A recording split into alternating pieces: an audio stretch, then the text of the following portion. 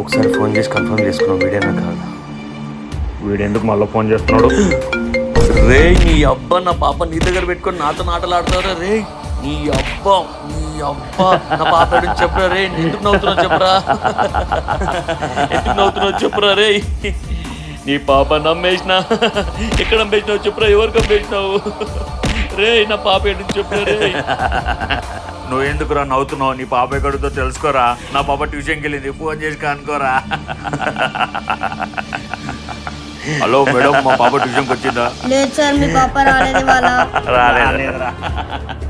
నేను నీ అబ్బాయి ఏడు చెప్పురా. నా పాప ముందు నా పాప ఏడుందో చెప్పురా, దాని తర్వాత చెప్తా. నీ అబ్బా నేను వదలరా రే.